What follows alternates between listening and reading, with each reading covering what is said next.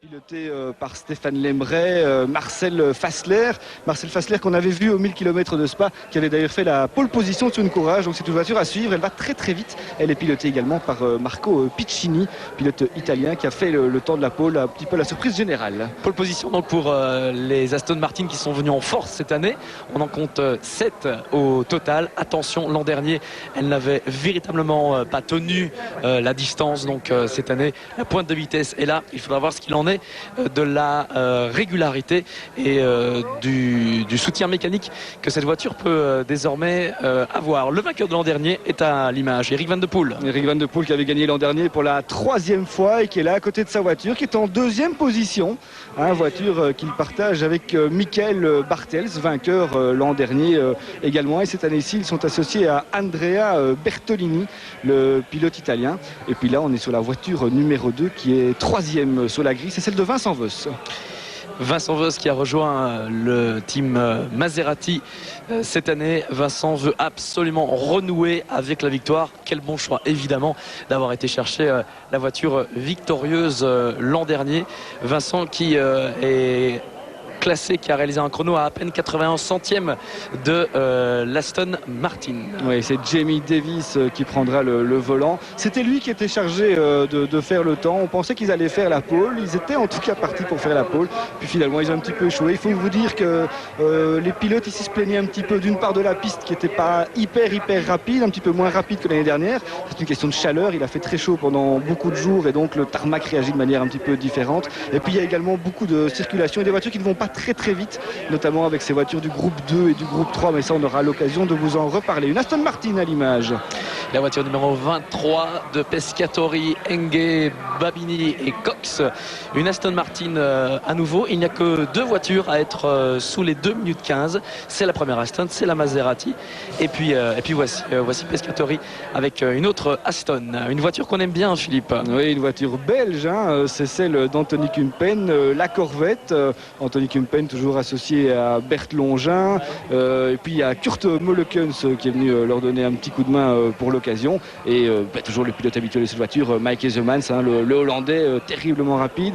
Alors là, c'est une voiture qui marchait pas bien au début du week-end, mais qui finalement va de mieux en mieux. Et ça, c'est une Saline par contre.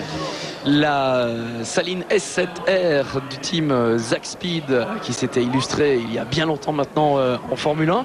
On croyait les Salines totalement hors du coup, totalement dépassées. Elles ont prouvé cette année en 2006 qu'elles étaient véritablement là avec une victoire et puis cette belle place sur la grille de départ. Oui, victoire à Oschersleben en Allemagne. Et puis là, une voiture intéressante également, c'est aussi une Aston Martin. Et à son volant, on retrouve Karl Wendlinger, l'ancien pilote de Formule 1, associé notamment, vous le voyez, à Philippe Peter qui va prendre le départ. C'est une bonne voiture. On se demande un petit peu ce que va pouvoir faire le team qui n'est pas hyper expérimenté. Mais je pense qu'ils sont assez malins, ils vont aller loin à mon avis. Ce qui est certain évidemment, c'est que dans le clan Aston Martin, l'avantage aux voitures officielles, dont par exemple celle-ci, la 24, car bien évidemment ils bénéficient du maximum d'expérience. Ils étaient là l'an dernier, ils ont bien mangé leur pain noir et ils savent cette année en tirer profit et correctement analyser ce qui s'est passé l'an dernier. Alors ça, c'est la voiture de Marc Duet, qu'il partage avec Jos Menten. Non, là je me trompe complètement. Marc Duet sur une Porsche. Fred Bouvy par contre, je savais qu'il y avait un bon belge dedans. C'est Fred Bouvy, le voilà, Fred toujours là, effectivement. Et cette Corvette, c'est une nouvelle, c'est une C6R, donc il y a 2 générations de Corvettes ici, les C5 et les C6. Et celle-là évidemment est à suivre, tout comme la jaune qu'on a vue tout à l'heure, la numéro 4 d'Anthony Kumpen. On attend ces voitures. Ça, c'est une autre, c'est un ancien modèle, c'est une C5. Et là, on retrouvera Vincent Radermaeker au volant de cette voiture. De chez PSI Experience, cette Corvette que vous aviez à l'image. Un team installé ici, tout près de Francorchamps. Et voilà, la dernière dans la catégorie des grosses. Encore une Corvette C5R. David Hart au départ, le pilote néerlandais. Et puis après, on va aller dans les catégories inférieures où on va notamment retrouver d'étonnantes Porsche. Les Porsche 997, les voilà.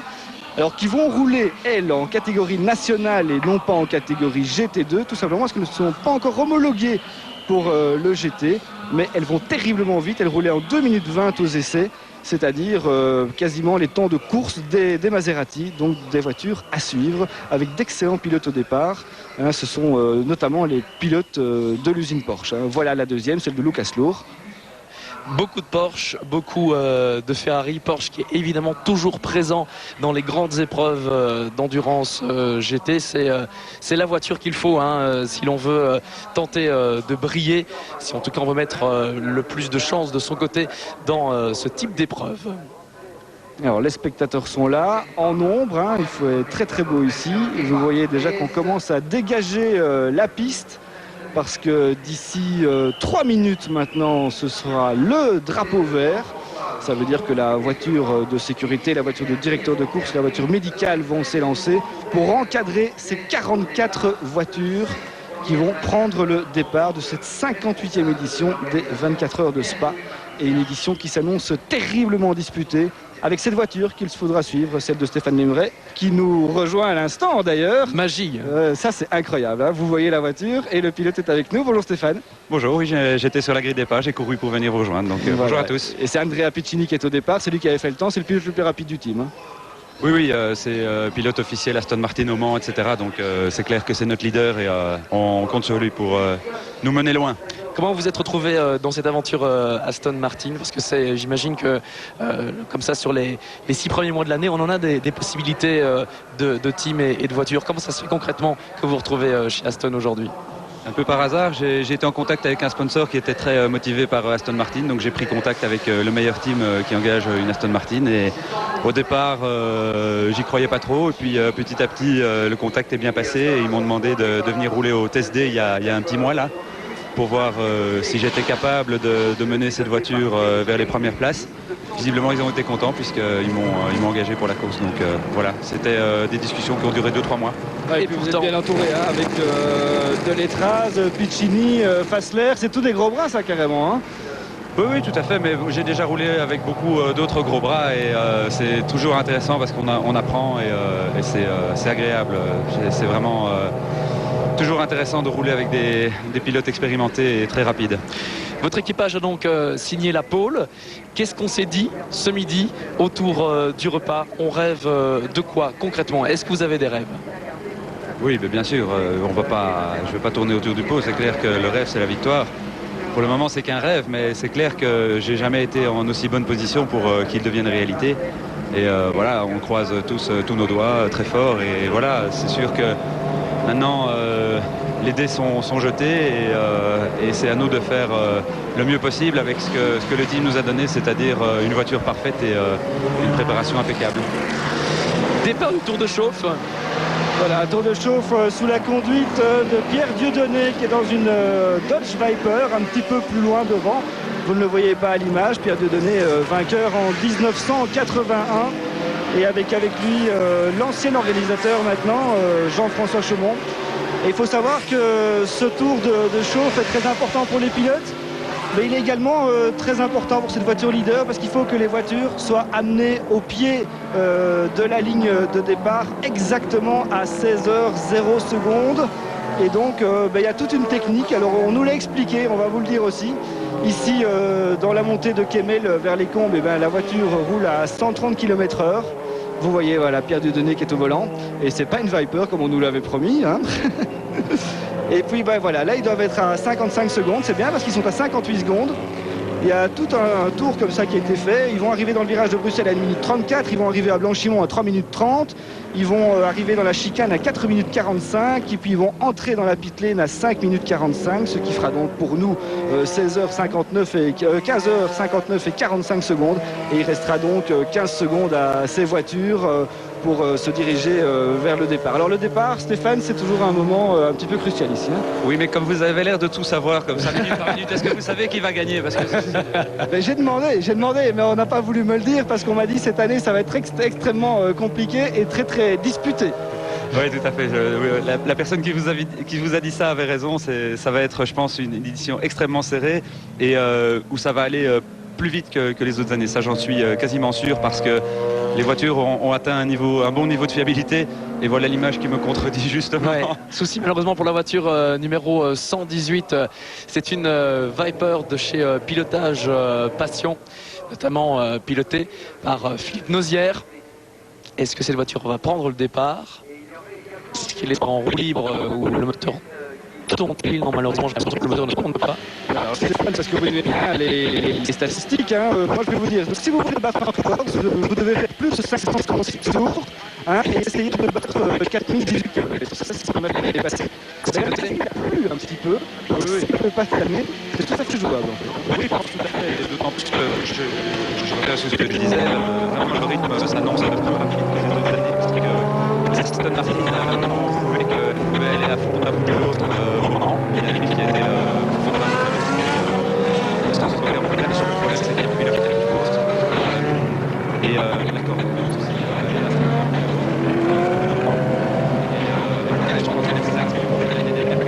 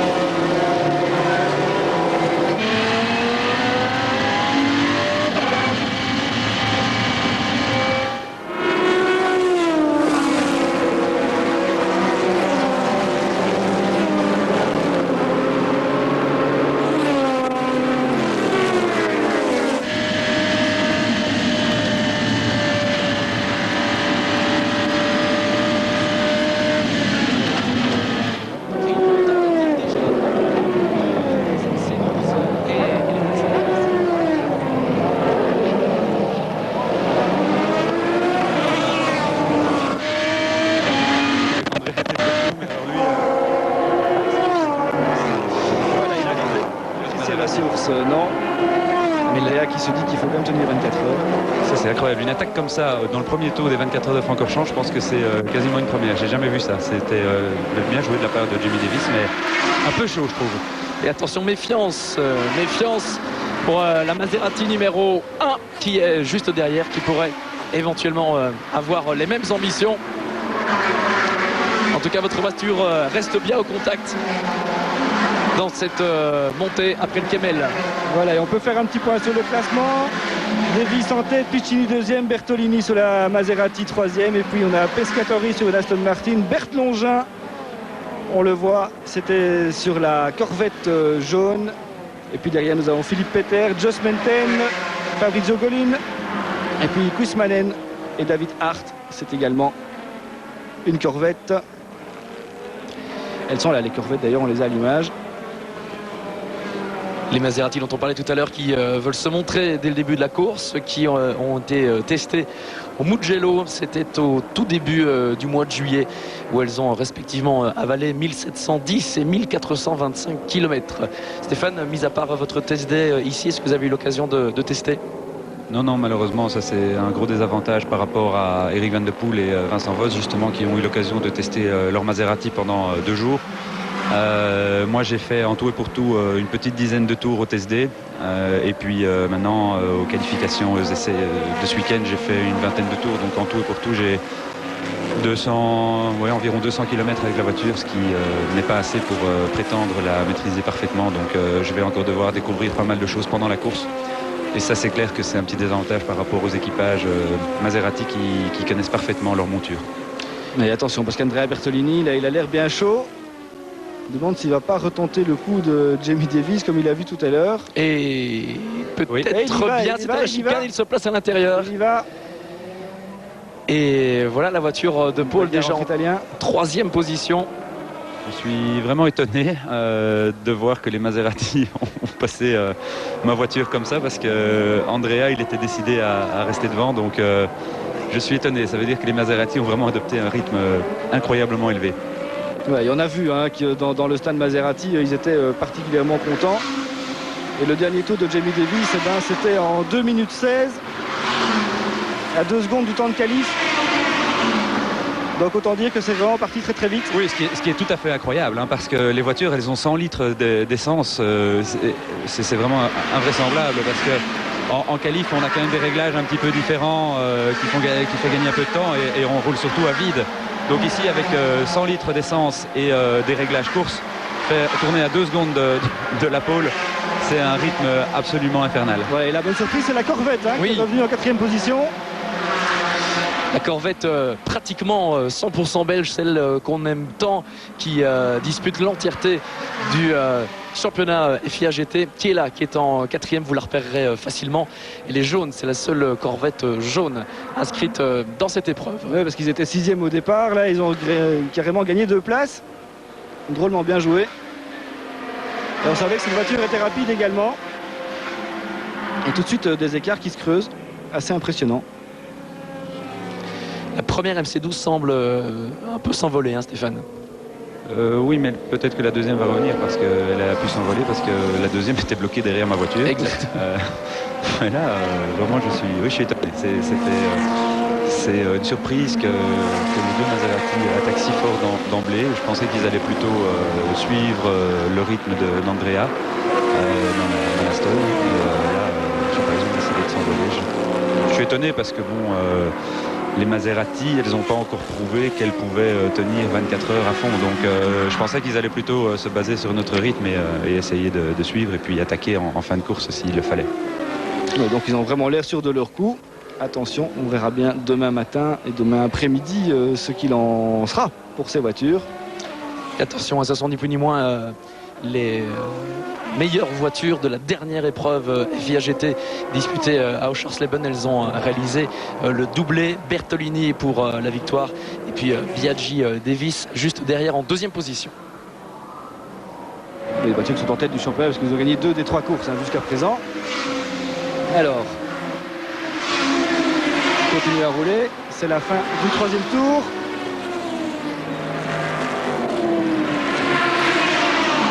Et tout de suite, on voit des écarts quand même qui se creusent assez fort. Et pas de bataille directe. Il y a vraiment effectivement de très gros écarts après seulement 7 minutes de course. Avec la Corvette qui remonte un petit peu sur l'Aston Martin qui est troisième. Elle a repris une demi-seconde dans le dernier tour, donc petit à petit elle risque de remonter sur l'Aston, sur ma voiture. Voilà, il y a noté pour la 5e place une bagarre entre Pescatori et Jos Menten. Une Aston Martin et une Corvette.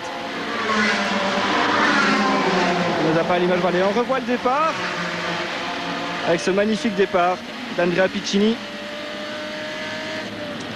Pas de contact, pas de touchette et c'est plutôt tant mieux dans une épreuve d'endurance. Ouais, tout le monde a été très sage. Hein. On nous avait le message. On nous avait promis le feu. Voilà l'attaque. On revoit l'attaque. Oh, oui, c'était tout juste. Hein. C'était vraiment dans la poussière, dans la gomme. Quelle la joie. Incroyable. Et ils sont contents. On va le revoir en caméra embarquée.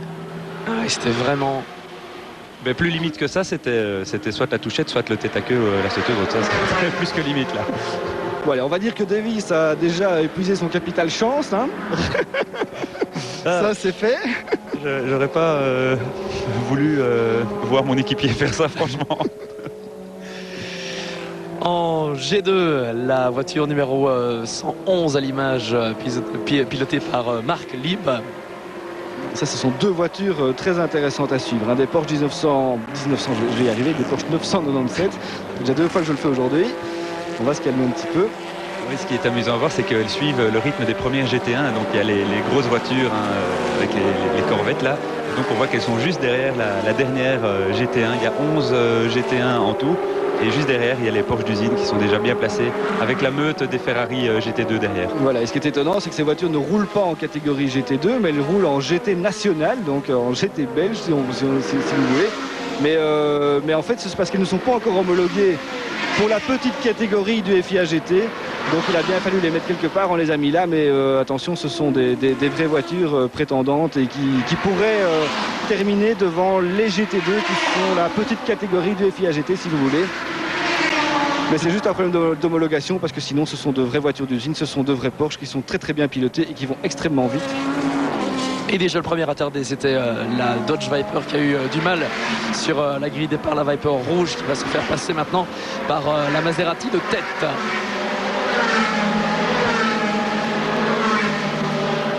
Et pour revenir sur les Porsche, c'est sûr qu'elles sont bien parties pour battre les meilleurs GT2, donc les voitures de division 2. Ouais, et surtout les Ferrari 430. Hein. Oui, mais elles peuvent aussi jouer un rôle au classement général. Je pense pas pour la victoire quand même, surtout qu'on n'annonce pas de pluie.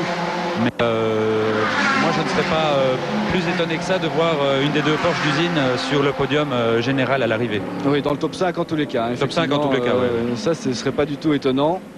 Bonne voiture, bon casting. On a vraiment mis tous les moyens chez Porsche. À suivre aussi la voiture numéro 75, Emmanuel Collard, Richie Telly et Romain Dumas. Ce sont de grands habitués de la marque et de ce type d'épreuve.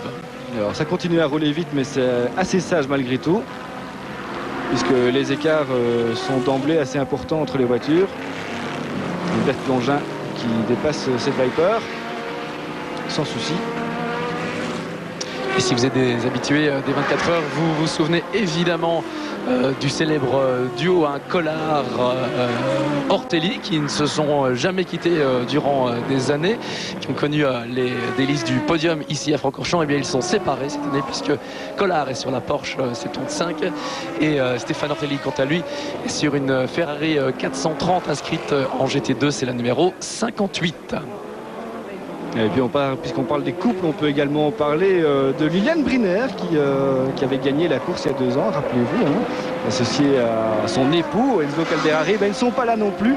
Et à remarquer que cette année, il n'y a aucune femme au départ des 24 heures, ce qui n'était plus arrivé depuis les années 60. Souci pour la Ferrari 430 numéro 71, pilotée notamment par Severin.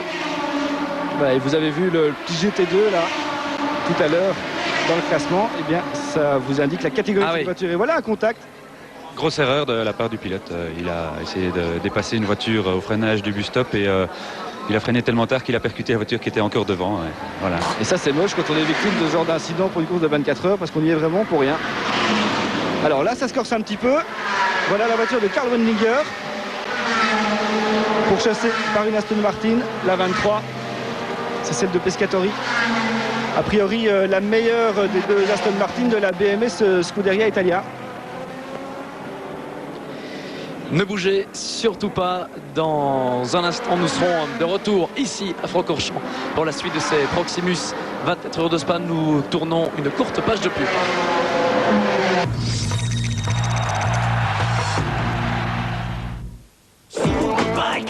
Le 20e Proximus Superbiker. Les champions du monde de motocross et de vitesse face à face les 14 et 15 octobre sur le circuit Jules Tachny à Metter. Prévente dans les magasins Eurocenter ou sur superbiker.com. Superbiker.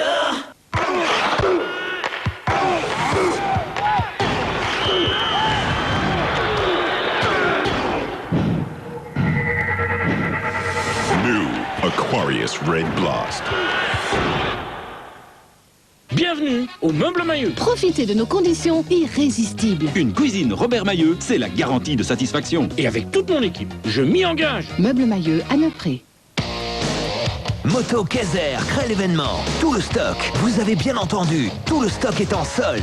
Plus de 2500 casques, des milliers de vestes et de combinaisons. Moto Kaiser, toujours les prix les plus bas du marché sur les motos et les quads neufs. Et le seul en Belgique à offrir 3 ans de garantie. L'événement solde, c'est Moto Kaiser. Visitez dès maintenant www.motokaiser.com. Moto Kaiser, à Limerlé dans les Ardennes. Autoroute 25, sortie 51.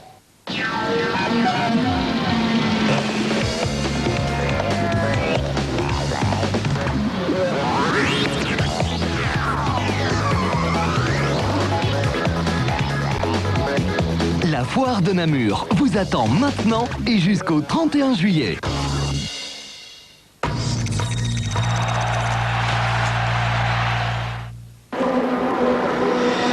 De retour à Francorchamps pour suivre les premières minutes de ces Proximus 24 heures de Spa.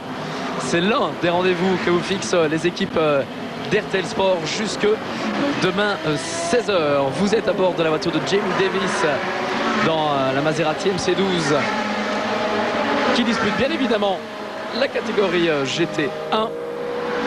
Les voitures les plus rapides, les voitures que l'on verra le plus.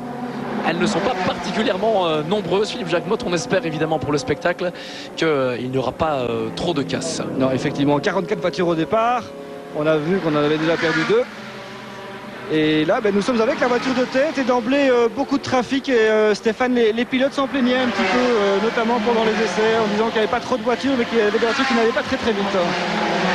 Oui, mais je suis assez étonné que les pilotes des voitures de pointe se plaignent de ça parce que ça fait vraiment partie de la course. Et moi, je préfère quand il y a des 24 heures de Francorchamps et 44 voitures plutôt que 36. Et c'est à nous de gérer ça. Bon, je dis ça, maintenant, c'est peut-être moi qui vais m'accrocher avec un retardataire, c'est possible, mais je trouve que ça fait vraiment partie de la course. Et si on veut pas avoir à dépasser trop de voitures, il faut rouler sur une petite voiture, hein, comme ça sera plus facile. Et donc voilà, non, ça fait partie de la gestion. Et je serais curieux de voir ce que diraient les pilotes qui disent ça s'ils roulaient au 25 heures Fun Cup où il y a 150 voitures. Quoi, oui, parce que effectivement, là, on dépasse un peu plus souvent et il y a encore beaucoup plus de maladroits. Bon, c'est vrai que JB Davis, il ne doit pas savoir ce que c'est les 25 heures Fun Cup. Peut-être pas, non. Entre temps là, il est dans le peloton et il s'en est bien sorti, hein. Mais c'est vrai que rattraper les attardés après seulement 6 tours. En tout cas, il a prouvé qu'il savait dépasser, hein. Ça c'est sûr que lui, il n'a pas de problème pour dépasser et visiblement il aime bien. Les vitesses de passage approximatives, Stéphane, là-haut, une GT de tête au combe arrive à combien? On est à 270 avec la Aston Martin, ce qui n'est pas la vitesse de pointe la plus élevée. Je pense que les Maserati doivent être un peu plus rapides parce qu'elles ont moins d'ailerons. Nous, on a des gros ailerons qui plaquent la voiture au sol mais qui nous freinent un peu en ligne droite. Je pense que les Maserati ne doivent pas être loin des 280, mais nous, on est à 270 et on a une super tenue de route dans les virages rapides par contre. Effectivement, c'est ce qu'ils nous disaient, hein. Les pilotes nous disaient 275, 278, ça dépend un petit peu.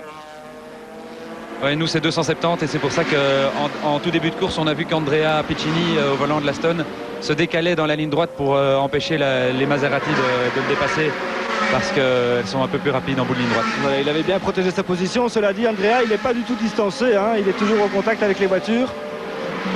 Oui, il tourne maintenant dans le même rythme, mais on voit qu'avec les attardés, ils ont perdu 3-4 secondes au tour carrément. Ils tournent maintenant en 2,21, 2,22, alors qu'en début de course, ils étaient en 2,16, 2,17.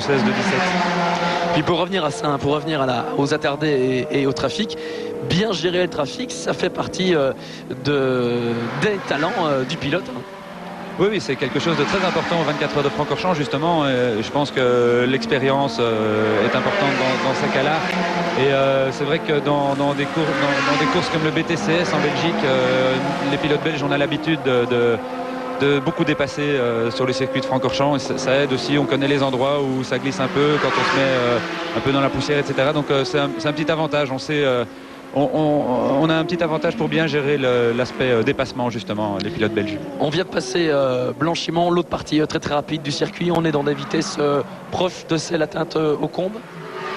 Oui, on est à 260, je crois, dans le virage de Blanchimont. Et a priori, en pneus neufs, ça doit passer à fond. J'ai pas encore eu l'honneur d'avoir des pneus neufs, donc je ne peux pas encore le jurer. Mais logiquement, ça doit passer à fond. On verra en course si j'y arrive.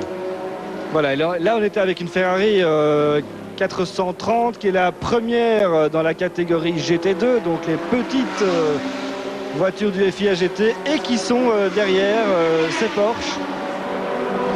Porsche quasiment officielles, non encore homologuées, qui sont dans la catégorie G2, celle-là, donc encore une catégorie soi-disant inférieure, mais on voit que ces voitures sont devant et bien à leur aise. Et là, il a dû se passer quelque chose justement avec les attardés, parce qu'on voit que la première Ferrari a dépassé la deuxième Porsche. Donc les deux Porsche d'usine ne sont plus devant les Ferrari de la catégorie GT2. Au classement, oui, mais à l'image, non. À l'image, non. Effectivement. Une voiture qui s'est intercalée.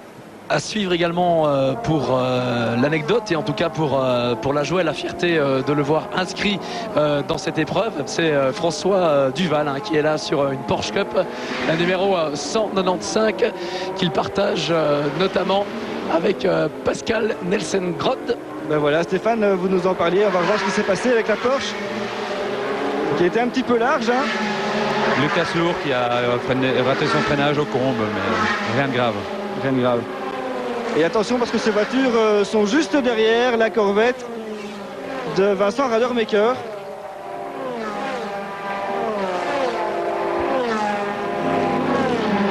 Oui, la Corvette de Vincent Radermaker qui est pilotée par Kuismanen, qui est un gentleman driver finlandais. Donc ceci explique cela. C'est pour ça qu'il n'est pas loin devant les petites voitures. Effectivement, il y a plusieurs gentleman drivers dans cette course, on peut le signaler. Mais en GT1, plutôt moins qu'avant. Dans les 11 voitures de la catégorie de pointe, il y a très peu de gentleman drivers maintenant. Et le niveau est vraiment beaucoup monté par rapport aux autres années. Vous parliez tout à l'heure de Lilian Briner et Enzo Calderari qui ont gagné il y a 2 ans. Maintenant, ce serait très étonnant qu'un équipage pareil puisse encore gagner au général le 24 heures de Francorchamps. Ce sont vraiment des pilotes rapides mais pas ultra rapides, et donc maintenant il faut vraiment plutôt des sprinters pour essayer de s'imposer. Un souci à l'arrière gauche pour cette Porsche, et oui, qui est partie en haut du raidillon, juste devant votre voiture. Belle petite figure. Non, je crois que c'est la voiture de Didier Dradigues. Oui, c'est exactement. La voiture de Didier, exact. Et c'est Didier qui est au volant en plus, une petite frayeur. Oui, et la Porsche, c'est une des voitures qui disputent le championnat FIA GT2. C'est une des Porsche semi-officielles en FIA GT2. Et c'est le numéro 74. Luigi Moccia, c'est un collègue à moi puisque c'est un pilote journaliste.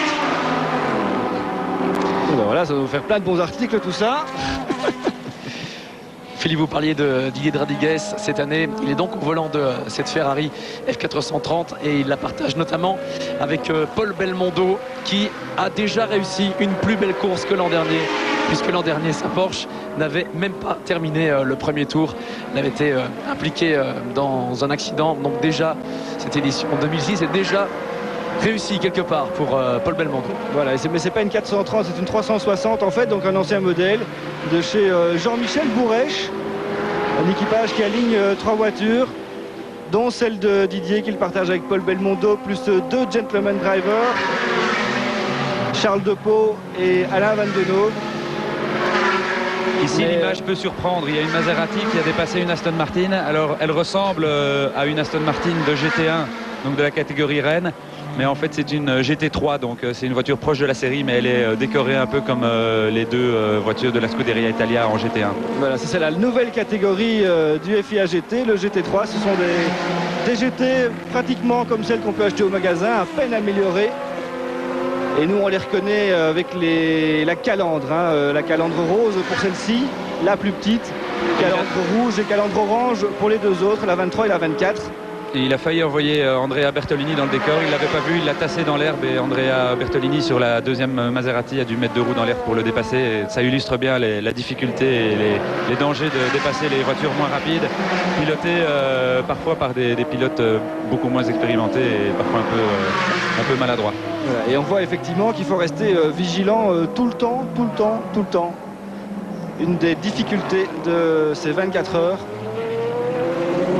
Alors parmi les objectifs fixés par les teams, il y en avait un qui était strictement marketing, c'était se montrer au départ pour des questions évidentes de visibilité télé. Pour le coup, c'est gagné. Et puis un objectif important, Stéphane, ce sont les points à 6 et à 12 heures. Oui, pour mes équipiers Andrea Piccini et Jean-Denis Delettra, c'est effectivement très important puisque eux ils jouent le titre du championnat du monde FIA GT. Ils sont bien placés, je pense qu'ils sont 3e au championnat. Ils ont marqué des points à chaque course et donc ils espèrent bien marquer un maximum de points ce week-end. Donc après 6 heures, après 12 heures et après 24 heures forcément. Et donc il y a la moitié des points, enfin je suis pas sûr en fait du règlement, mais une bonne partie. On marque évidemment pas autant de points après 6 heures qu'après 24 heures, mais ça compte aussi après 6 heures. Non, c'est 5, 10 et 20 en fait, dans la répartition des points. Ok, merci. Et donc ça ne sert à rien d'être en tête à la 18e heure. Il faut être en tête à 12 ou à 24. Et plutôt à 24 à choisir. Et plutôt à 24. Oui, moi à choisir. C'est à prendre quelque chose. Définitivement pour 24. Mais on voit que là, on voit le classement en GT2. Oui. Avec Emmanuel Collard qui est en 6e position pour l'instant. L'un des favoris de cette catégorie. Oui, parce que les Ferrari, elles ont prouvé qu'elles pouvaient tenir 24 heures puisqu'il y en a une qui a terminé au Mans. Mais enfin, elles sont quand même moins éprouvées que les Porsche. Et les deux vieilles, on va les appeler comme ça, les deux vieilles Porsche 996 restent quand même très dangereuses dans la catégorie, en tout cas sur 24 heures. Sur les courses de 3 heures, les autres courses du championnat, les Ferrari sont assez facilement devant. Mais ici, sur 24 heures, on peut quand même s'attendre à ce que les Porsche aillent les embêter. Mais enfin, la deuxième meilleure, on va dire, a déjà eu un problème. Là, on l'a vu dans le Rédillon avec Luigi Moccia en tête à queue. Donc, c'est plutôt mal parti pour les Porsche. Voilà, et ça, c'était la bagarre pour la 12e place. Où ces voitures sont respectivement 12e, 13e, 14e, 15e, 16e et 17e. Toutes les voitures que vous voyez à l'écran pour l'instant et qui roulent ensemble.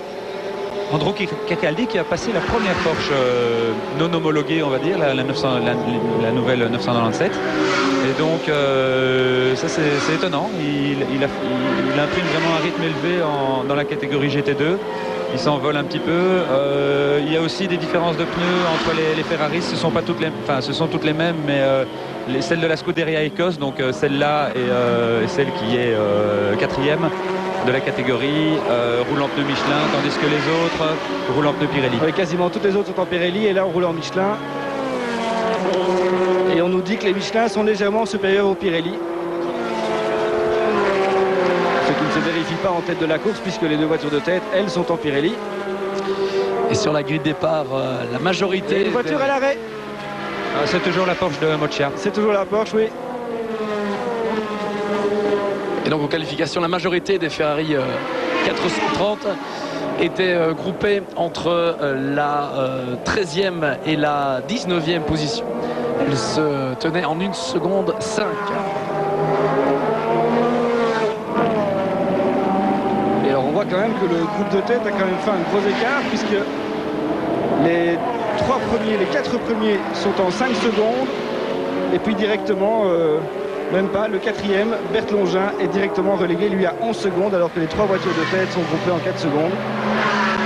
Mais par contre, ce qui est bien, c'est que maintenant le 5e, c'est Jos Menten sur la corvette belge. Enfin, une des corvettes forcément belge, puisque toutes les corvettes sont engagées par des teams belges. Mais donc Jos Menten est remonté à la 5e place. Il a dépassé les Aston Martin, toutes les Aston Martin sauf la mienne, heureusement. Voilà. Jos Menten, c'est la corvette jaune et bleue qu'il partage notamment avec Frédéric Bouvy. C'est aussi une corvette nouvelle génération, une C6. Et à propos des autres Aston Martin, les deux de la BMS Scuderia Italia sont vraiment largués. Là, ouais, 8e et 9e. Étonné, le meilleur tour en 2,20. Ils ont vraiment adopté un rythme beaucoup moins élevé. Est-ce que je ne sais pas quelle est leur tactique, mais là pour le moment ils sont déjà à 43 et 51 secondes, ce qui est vraiment beaucoup en seulement une demi-heure de course. Oui, surtout pour la 23, celle de Pescatori. Voiture qu'on s'attendait à voir rouler en tête, ou en tout cas pas très loin des leaders. Eh bien, ces voitures sont loin. Et la meilleure Aston Martin, eh bien, c'est la vôtre. Alors qu'ici, nous sommes avec la voiture numéro 35. Pilotée par David Hart. Voiture qu'il partage avec Geoffroy Orion. Et Maxime Soulet, notamment. Des Belges. Et voilà, de Didier. La voiture de Didier de Radigues, qu'il partage avec Paul Belmondo. C'est pas normal, hein, l'arrêt. Non, c'est beaucoup trop tôt. C'est beaucoup après trop seulement tôt. 29 minutes de course.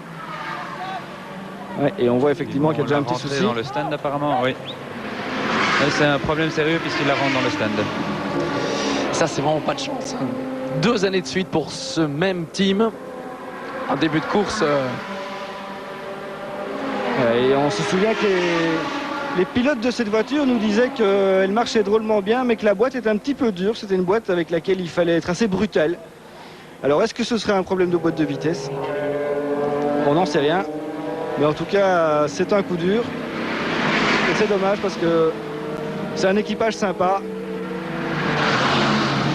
Avec notamment 2 gentleman drivers très impliqués dans le projet Make-A-Wish pour les enfants malades.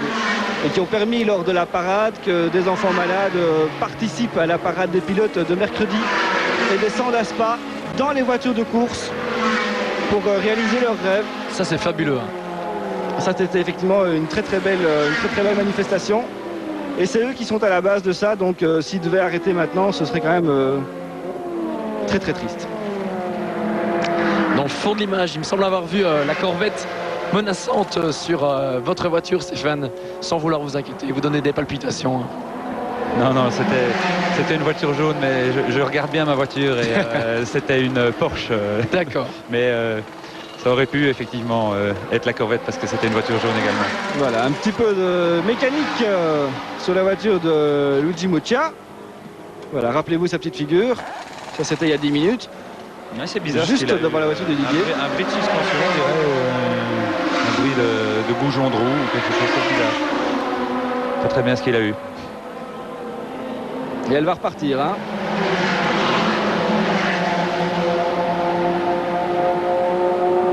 Autant faire ça proprement. Ouais, une vraie frayeur en tout cas, hein, parce que partir oui. à cet endroit-là. Oui, c'est vrai qu'on n'y a pas pensé, mais il a dû se faire peur, le pauvre Luigi Muccia. C'est pas l'endroit ni le plus lent ni le plus dégagé du circuit. Non, c'est vrai que pour le compte, sa course pouvait s'arrêter là. Hein. Et nous, on pouvait avoir une safety car pendant la fin de notre retransmission. Ce qui n'aurait pas été drôle pour nous non plus. Ça n'aurait pas été drôle non plus. Non, d'ailleurs, on va pas en parler parce que ça ne va jamais se produire sur tous les directs d'ici demain, s'il vous plaît. Voilà, et de retour avec la voiture de tête, celle de Jamie Davis qu'il partage avec Vincent Voss, je vous le rappelle. Une voiture qui tourne comme une horloge pour l'instant. Avec la voiture leader du team, on va dire, la numéro 1 qui est juste derrière. Celle de Bertolini, Van de Poel et Bartels. Pacte de non-agression entre ces deux voitures. Et puis toujours votre Aston Martin, Stéphane, qui s'accroche, hein, décidément. Tout va très bien. Et là, voiture sympa également. Oui, avec notamment dans l'équipage Marc Duet. Enfin, la voiture de Marc Duet. Oui, Marc Duet qui initialement devait disputer cette épreuve sur une voiture étonnante, la BMW Z4 coupée. Et ils devaient la partager avec Frédéric Bouvier. Puis lors du test D, ils se sont rendus compte, eux, tout comme le team d'ailleurs, que cette voiture avait de réels soucis et qu'il était, il était quasiment impossible de disputer cette épreuve dans de bonnes conditions. Et donc voilà Marc maintenant qui se retrouve aux côtés de Lambert et Lefort, des habitués eux aussi des épreuves d'endurance. Voilà, et si on vous montre cette voiture, la 111, c'est parce qu'elle est leader dans le groupe 2. C'était la Porsche de Marc Lieb. Oui, et là, les leaders reviennent sur les bonnes voitures de GT2, on va dire. Donc là, les dépassements vont devenir plus difficiles puisque c'est quand même des voitures rapides, les Ferrari et les bonnes Porsche. Donc ça va être plus difficile de dépasser à partir de maintenant. Donc les écarts risquent de changer assez régulièrement. Voilà, et c'est tout feu allumé, histoire de faire un petit peu de place. Et vous l'avez entreaperçu, une Spiker. Si vous regardez un petit peu derrière, vous allez voir une voiture grise et orange. Une voiture étonnante. Un peu l'équivalent de notre Vertigo, mais version hollandaise. Pilotée d'ailleurs par 2 Hollandais et un Britannique. Voilà, elle est là, la Spiker à droite. La voiture numéro 80. Et là, on est de retour en tête de la course avec la Corvette d'Anthony Kumpen, dont Moteur d'ailleurs vous a proposé un portrait. C'était jeudi soir.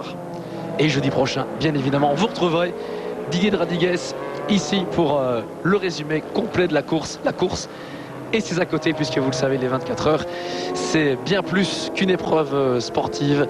C'est aussi une fête, c'est aussi un but de promenade, une activité familiale. Bref, vous saurez tout des 24 heures comme si vous étiez venu. Et d'ailleurs, il n'est évidemment pas trop tard pour nous rejoindre. La fin de la course, c'est demain 16h. Alors, voiture qui est 4e au classement général. Un petit peu éloigné quand même, à 12 secondes des leaders.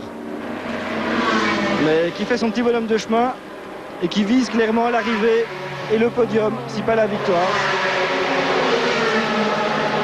C'est clair que là, on voit que les quatre premières voitures sont les 4 voitures favorites. C'est les 2 Maserati, l'Aston du team Phoenix et la Corvette du team GLPK. Elles sont aux 4 premières places et elles sont les seules à avoir tourné en dessous de 2,19 et elles ont même toutes tourné en dessous de 2,18. Donc elles ont leur meilleur tour en course. Le meilleur tour en course des 4 premières voitures est au moins 2 secondes plus rapide que ceux qui sont à partir de la 5e place.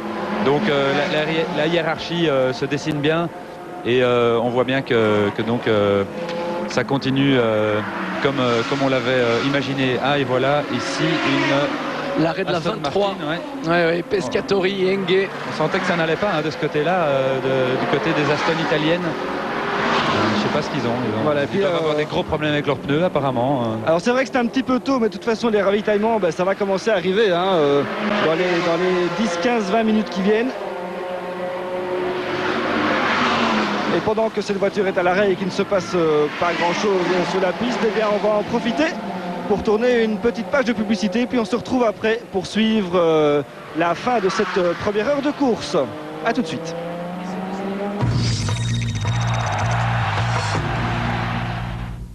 Le 20e Proximus Superbiker. Les champions du monde de motocross et de vitesse face à face les 14 et 15 octobre sur le circuit Jules Tacheny à Métairie. Prévente dans les magasins Eurocenter ou sur superbiker.com. Superbiker. Et alors? Je te compte pas la main d'œuvre, juste les pièces. Alors toi, t'es comme ton père, hein? Mais moi, dans les voitures, je n'y connais rien. Et pour tes t-shirts, je te conseille le Bonux Marseille. Regarde! Comme une carrosserie neuve. Et pour un super prix! Et il n'y a pas marqué Bécasse ici, hein? Oh, Bonux Marseille. Une question de bon sens. C'est David pour Plug On Air aux Francopholies de Spa. Au programme, le grand retour de Muse. J'aurai pour vous des cadeaux Pirates des Caraïbes numéro 2.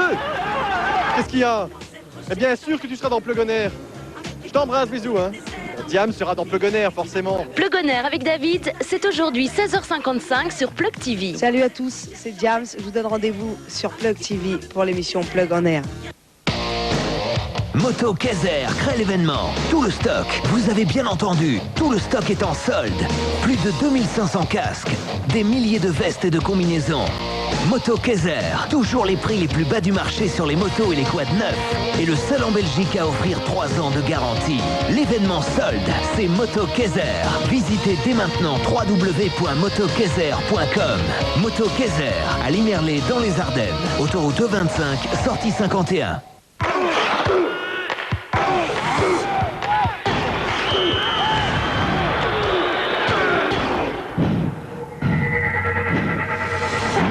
Aquarius Red Blast.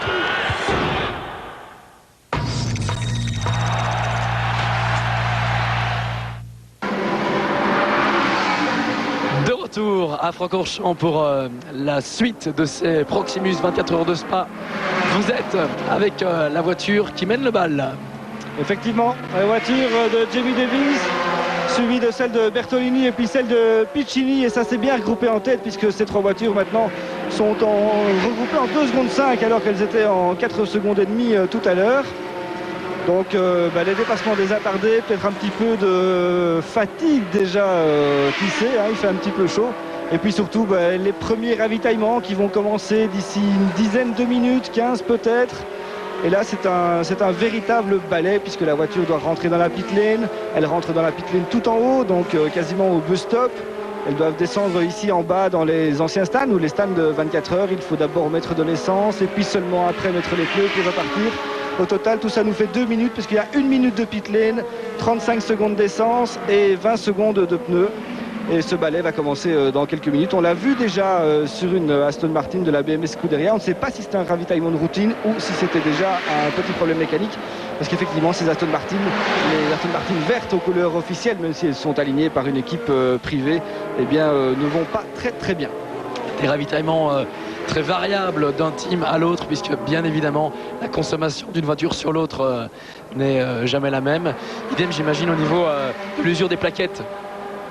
Nous, avec nos freins Carbone Industrie, on fait toute la course sans changer les plaquettes. Donc, de ce point de vue-là, on est tranquille. Par contre, notre avantage, c'est qu'on change de pneus toutes les 2 heures au lieu de changer toutes les heures. Je pense que les Maserati vont changer toutes les heures, nous, on va changer toutes les 2 heures. Et au niveau de l'essence, nous, on doit ravitailler toutes les environ 59 minutes. Ce qui ne fait d'ailleurs pas les affaires de mes équipiers qui veulent absolument marquer des points après 6 heures. Et ils vont devoir sans doute faire faire un ravitaillement juste avant la limite des 6 heures, pour autant que tout roule comme prévu jusque-là. Voilà, et attention parce qu'on va peut-être vivre la revanche de Piccini, il est tout prêt maintenant. Oui, justement, ça s'explique peut-être en partie par l'usure des pneus. Comme je vous le dis, nous on a des pneus Michelin qui sont très très endurants. Et peut-être que les Pirelli des Maserati commencent un peu à souffrir avec la chaleur. Fantastique. Les 3 voitures de tête qui sont regroupées, c'est pas tous les jours sur une course de 24 heures. Elles sont quasiment ensemble maintenant. Et pourtant on a bien roulé puisqu'on roule en 2 minutes 20. Et ça c'est excitant quand on est au volant et qu'on revient comme ça sur les 2 leaders. Il doit être excité là, Andrea. Surtout la manière dont il s'est fait passer par Jamie Davis, il n'a pas dû l'avaler encore.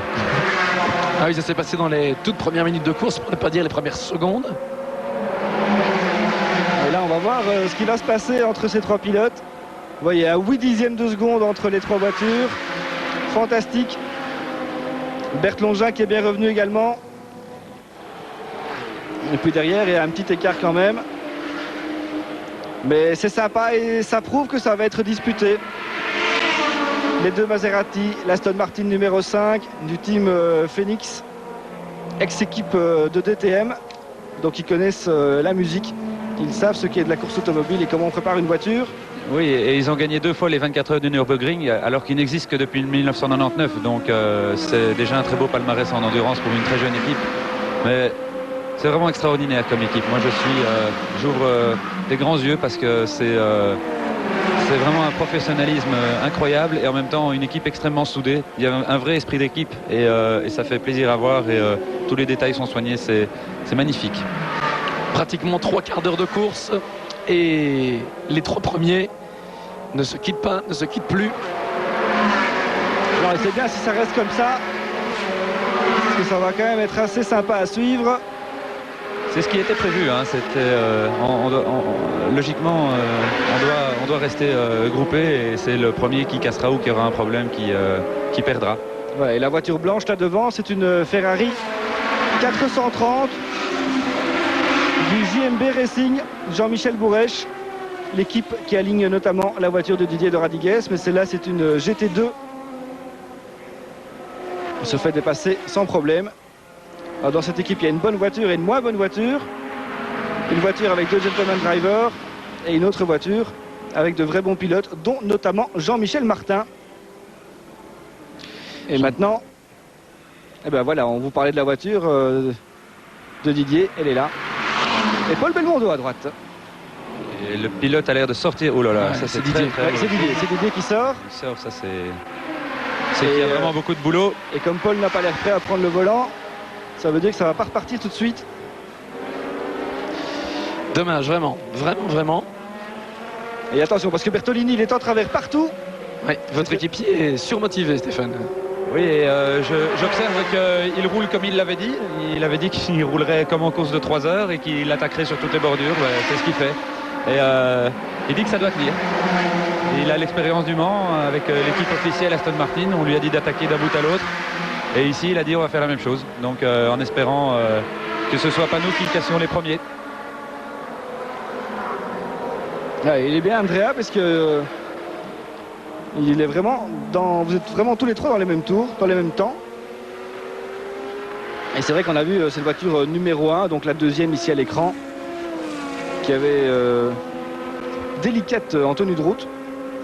Oui, ben c'est comme je vous disais, les pneus Pirelli malheureusement, Pirelli ils font des terribles pneus, mais pour le moment ils ont un peu de mal à avoir des pneus qui sont constants dans une telle chaleur et là après 43 minutes de course on voit qu'ils commencent un peu à glisser et c'est comme ça que Andrea Piccini, mon équipier avec les pneus Michelin arrive à revenir sur eux et il va sans doute les menacer, mais cela dit les dépasser ce sera difficile sur la piste parce que comme je vous le disais, les Maserati ont une excellente vitesse de pointe. Donc il faudrait vraiment qu'ils trouvent une belle ouverture, mais peut-être avec un dépassement d'un attardé ou quoi, c'est possible. De toute façon, dans un quart d'heure, on s'arrête. Donc on s'arrête au stand pour ravitailler. Donc c'est pas la peine non plus d'aller prendre des risques pour dépasser les Maserati coûte que coûte. Il peut rester un quart d'heure derrière et puis on repassera devant de toute façon au ravitaillement puisque Andrea ne changera pas de pneus.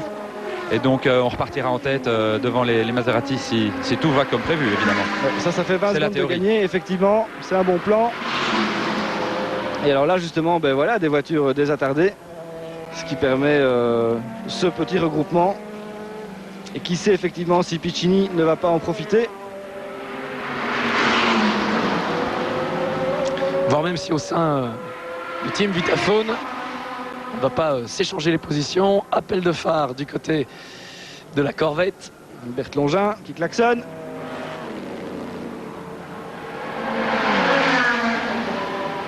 Oh là là. Alors ça pourrait être la voiture d'Antoine Gauss et Peter Kuttmann.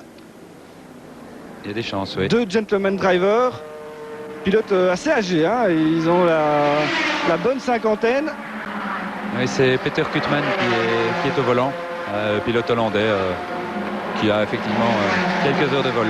Ils sont charmants, mais ils ne sont pas très rapides. Ce sont un peu les comment on dit, pas les sponsors, mais les mécènes du team JMB. Oui. Ils étaient propriétaires. L'année dernière, rappelez-vous, le team JMB alignait 2 Maserati MC12, comme les Vitaphone. Et Peter Kuttmann est propriétaire de l'une d'entre elles. Et il laisse le team JMB généreusement rouler avec sa voiture. Ah, Peter Kuttmann qui gère une entreprise de 2700 employés. Et apparemment une entreprise qui marche bien puisque il lui a permis de réussir dans la vie et d'assouvir sa passion à un niveau très très élevé de compétition. Et on suit toujours cette Corvette. On va dire qu'elle est belge. 3 Belges en tout cas. On va dire qu'elle est belge. Molekens, Kempen, Longin pour les Belges et Mike Hezemans pour la partie hollandaise.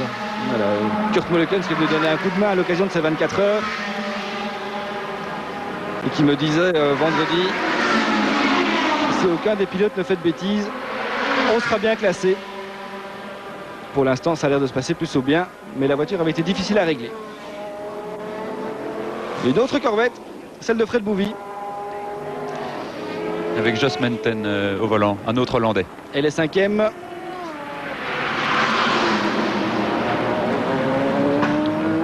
Et donc là, vraiment, on voit clairement la hiérarchie. Hein, avec Maserati, Aston Martin, Corvette. Et la Porsche 75 à nouveau au box. Non, ça c'est celle de Collard. C'est l'autre Porsche semi-officielle de la catégorie GT2. C'est la voiture sœur du team. Et là aussi, apparemment, un petit problème. Il a peut-être fait un petit bac à gravier ou une petite sortie dans l'herbe. Parce qu'on voit qu'ils doivent remettre la réglette aérodynamique à l'avant. Étonnant de la part d'Emmanuel Collard, qui est un des meilleurs pilotes de GT. Ouais, pilote très expérimenté, très rapide aussi, qui a failli aller en Formule 1. Donc là, ça commence vraiment mal pour les Porsche, parce que les deux meilleurs Porsche de la catégorie GT2, elles ont eu des problèmes dans le premier relais, ce qui est inattendu. On s'attendait plutôt à ce qu'elle joue la fiabilité face au Ferrari, mais là, c'est mal parti. Voilà, et Piccini toujours à la chasse, alors que nous, on va en profiter pour vous annoncer notre prochain rendez-vous. Ce sera tout à l'heure, à 18h. Nous resterons avec vous de 18h à 18h30, 18h35. Pour suivre, faire le point après 2 heures de course. Il y aura d'autres rendez-vous dans la soirée, rassurez-vous. Stéphane, merci d'être venu. Vous prenez le volant à quelle heure? Oh, moi j'ai encore le temps. J'ai le temps d'aller faire une bonne sieste là parce que je prends le volant à 22h seulement. Donc je suis tranquille. Voilà, on espère que tout se passera bien pour vous. Alors que du côté de la Maserati, on a eu un petit peu chaud. Oui, dans les attardés. C'était tout juste. La Viper numéro 107 à son stand. Avec le Belge Olivier Moïtjens au volant. C'est le seul Belge de l'équipage. Une bonne vieille Viper, comme je conduisais il y a 2 ans. C'est une voiture fantastique, mais qui est vraiment dépassée maintenant. Mais c'est une voiture qui était extraordinaire à piloter. Voilà, et avant de se quitter, on va refaire un point sur le classement, si vous voulez bien. En tête, 2 Maserati, Davis Bertolini, 3e Piccini sur une Aston Martin, 4e Longin, c'est une Corvette, 5e Menten, c'est une Corvette, 6e Philippe Peter, c'est une Corvette également. Aston Martin. Et l'Aston Martin, pardon. C'est celle de Karl Wendlinger notamment. Vous l'avez à l'image. Et vous voyez les écarts entre ces voitures, puisqu'il n'y a plus que 4 voitures qui sont regroupés maintenant, on va dire en moins de 30 secondes, alors que les autres sont à 30 secondes et plus.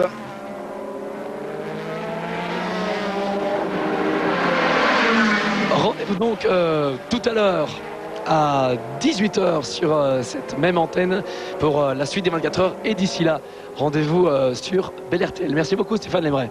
Merci à vous.